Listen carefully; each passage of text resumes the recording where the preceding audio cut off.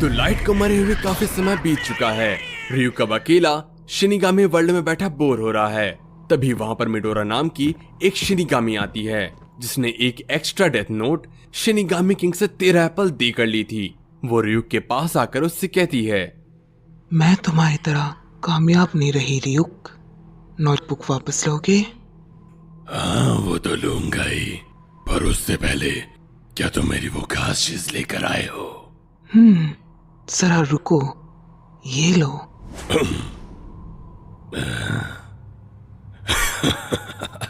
Apples, मुझे इसी चीज का तो इंतजार था। डेथ नोट का जैसा इस्तेमाल तुमने किया वैसा मैं कभी नहीं कर पाई।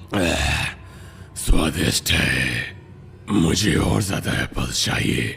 इसके लिए मुझे बस एक इंसान ढूंढना होगा जो मुझे एप्पल्स खिला सके, पर वो लाइट यागामी के जैसा होशियार होना चाहिए, तभी मैं इंसानी दुनिया में ज्यादा देर तक रुक पाऊंगा।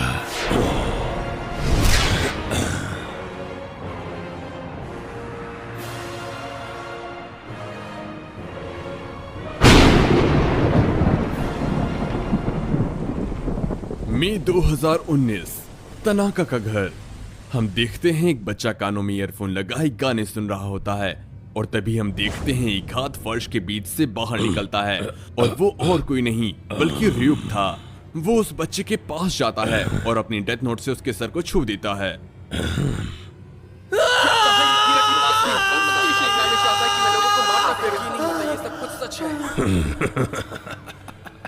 उस बच्चे को डेथ नोट से रिलेटेड सारी बातें याद आने लगती हैं और कुछ देर बाद चीजें नॉर्मल होती हैं और वो बच्चा कहता है, 2 साल हो चुके हैं, है ना ryuk? मैं फ्लोर से बाहर आया जैसे मैंने वादा किया था। मैं एक शिनिगामी हूँ जो अपना वादा निभाता है। बेशक तुम अपने वादे को निभाते हो मौत के देवता, वरना मैं तुम्हारे साथ कभी काम नहीं करता। बिल्कुल। सीन चेंज होता है और उसके बाद हम देखते हैं 2 साल पहले का flashback. Minoru Tanaka top score फिर से। अरे वाह, वो भी लगातार 3 साल। ये पूरी जापान का सबसे स्मार्टेस्ट मिडिल स्कूल स्टूडेंट है, लेकिन वो अपना 100% नहीं देता। फिर हम देखते हैं तनाका को जो कि पार्क में बैठा अपने नंबर्स देख रहा होता है, लेकिन तभी अचानक उसके सर पर एक बुक आकर गिरती है और वो चिल्लाता है, आउच! ये क्या था? अब ये तुम्हारी है। मैंने सुना तुम काफी स्मार्ट हो। क्या मैं? पर तुम्हारे टीचर्स तो कह रहे थे कि तुम 3 साल से टॉप पर हो, इसीलिए तुम जापान के स्मार्टेस्ट मिडिल स्कूलर हो। नहीं नहीं, ऐसा नहीं हो सकता। 3 साल लगातार टॉप पर। शायद तुम IQ टेस्ट की बात कर रहे हो। वो दिमागी टेस्ट जैसा होता है, पर टीचर्स हमें रिजल्ट नहीं बताते। यार इस स्कूल की प्रॉब्लम क्या है? अगर मुझे टेस्ट में अच्छे नंबर्स मिले हैं तो उसकी वजह है मेरा दिन भर IQ टीवी शोज देखना और अपने फोन में ज्यादातर ब्रेन गेम्स खेलना। स्मार्ट तो वो होता है जो फ्यूचर की आने वाली प्रॉब्लम्स को समझकर उसे सॉल्व कर सके। किसी टीचर के कह देने से या IQ टेस्ट से ये फैसला करना बेवकूफी है। तो क्या तुम बेवकूफ हो? मैं तो बस एक स्टूडेंट हूँ, पर मैं इतना भी बेवकूफ नहीं।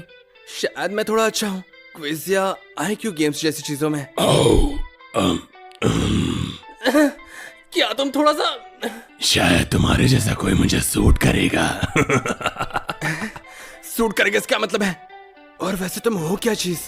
तुम सच में बहुत डरावने हो। हमारा यहाँ बात करना ठीक नहीं, चलो तुम्हारे घर चलते हैं। बिल्कुल नहीं, मैं नहीं ले जा सकता। डरो मत, तुम्हारे अलावा मुझे कोई नहीं देख सकता। रहने दो ना, ये जगह ज्यादा बढ़िया है। मैं सीरियस हूँ। पर मेरा रूम थोड़ा गंदा है। फिर हमें तनाका की घर का सीन दिखाया जाता है। क्या कहा? ये कीरा के पास थी। हे, इतना चिल्लाओ मत। लोग मेरी आवाज नहीं सुन सकते, पर तुम्हारी सुन सकते हैं। मतलब यकीन नहीं होता, तुम्हारा मतलब वही कीरा जिसने अचानक से जापान के क्राइम रेट्स घटा दिए थे। कमाल है, तुम्हें उसके बारे में काफी कुछ पता है। ये तो सबको पता है, हमें हिस्ट्री में उसके बारे में पढ़ाया जाता है। वाह, सच में? वो तो काफी मशहूर हो चुका है। नहीं नहीं, हमें पढ़ाया जाता है कि कीरा एक कातिल, आतंकवादी और इतिहास का सबसे घटिया इंसान था। पर बहुत से लोग अभी भी कीरा को भगवान मानते हैं। ओह अच्छा, एक भगवान है। लेकिन एक बुक कैसे किसी को भगवान बना सकती है? इंस्ट्रक्शंस फर्स्ट पेज पे लिखे हैं, खुद ही पढ़ लो। पर ये इंग्लिश में क्यों लिखी है? मुझे इंग्लिश नहीं आती, इसे ट्रांसलेट कर दो। सच में? जिस इंसान का नाम इस नोटबुक में लिखा जाएगा उसकी मौत हो जाएगी। इस नोटबुक में किसी का नाम लिखते वक्त लिखने वाले को मरने वाले का चेहरा सोचना होगा, वरना ये काम नहीं करेगा। एक जैसे नाम वाले दो लोगों पर इसका कोई असर नहीं होगा। अगर मौत का कारण नाम लिखने के 40 सेकंड के अंदर लिखा जाएगा तो वही होगा, और अगर मौत की वजह नहीं लिखी होगी तो मौत हार्ट अटैक से होगी। मौत का कारण लिखने के बाद मौत की डिटेल अगले 6 मिनट 40 सेकंड में कंप्लीट करना होगा। मुझे इस पर यकीन नहीं हो रहा, पर शायद ये सच हो। पुलिस और अल कीरा को अरेस्ट करने में लगे थे, है ना? और इसमें काफी मजा भी आया। रियुक, क्या तुम कीरा के बारे में मुझे और बता सकते हो? पर उससे पहले मैं एक एप्पल खाना पसंद करूंगा। तुम काफी लकी हो। मेरी मॉम की डाइट पर होने के कारण मुझे हर दिन एक एप्पल मिलता है। वाह। पर्सनल डिटेल के अलावा तुम कुछ भी पूछ सकते हो।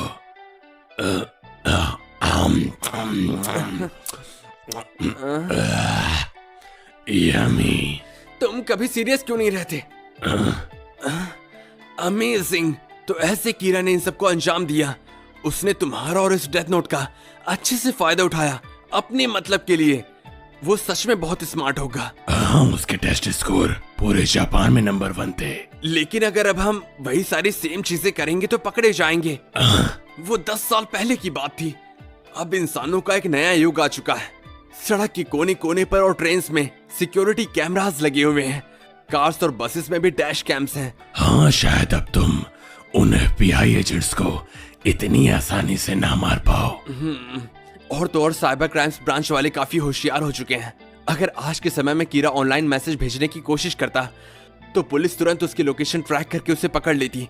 ऑनलाइन मैसेज को सिर्फ टीवी शोज या मूवीज में ही दिखाया जा सकता है, पर उसमें भी बहुत झाम है। सही कहा। लेकिन मुझे यकीन है इस नए युग में भी कीरा इसे करने का कोई ना कोई तरीका ढूंढ ही लेता। और क्या तुम वो तरीका ढूंढ पाओगे मिनरो? ये शिनिगामी चाहता क्या है? मैं भी कीरा की तरह लोगों को मारता फिरूं? ये कोई मजाक थोड़ी है। बिल्कुल नहीं, मैं इस डल्ली बुक का इस्तेमाल नहीं कर सकता। अगर मैं ये नोटबुक किसी और को दे दूं या रियुक को वापस लौटा दूं तो? कीरा ने भी तो इसे रियुक को वापस दिया था। नहीं, अगर मैं इसे रियुक को वापस करता हूं तो शायद वो फिर किसी और को ढूंढेगा। एक नोटबुक जिससे सिर्फ लोगों को मारा जा सकता है, ये मेरे क्या काम आ सकती है? कई घंटों से तुमने कुछ भी नहीं कहा, क्या हुआ? हाँ, मैं एक ऐसा इंसान हूँ जो सोचता है और तब तक सोचता है जब तक उसे उसका सही जवाब न मिल जाए। बिल्कुल, तुम एक क्विज किंग जो। रियुक, मुझे 2 सवालों के जवाब चाहिए। पहला, क्या मेरे अलावा और भी लोग तुम्हें देख सकते हैं? बिल्कुल, मैं हर उस इंसान को दिखाई दूंगा जिसने अतीत में इस नोटबुक को छुआ था, जब मुझसे ये गलती से इंसानी दुनिया में गिर गई थी। तुम श्योर हो ना? मेरे ख्याल से पहले जिन लोगों के पास ये डेथ नोट थी और उन्होंने इसकी ओनरशिप को छोड़ दिया, वो मुझे नहीं देख सकते, लेकिन वो लोग जिन्होंने इसे सिर्फ छुआ था वो अब भी मुझे देख सकते हैं। एक और सवाल, एक शिनिगामी को हमेशा डेथ नोट के मालिक के साथ रहना पड़ता है, क्यों है ना?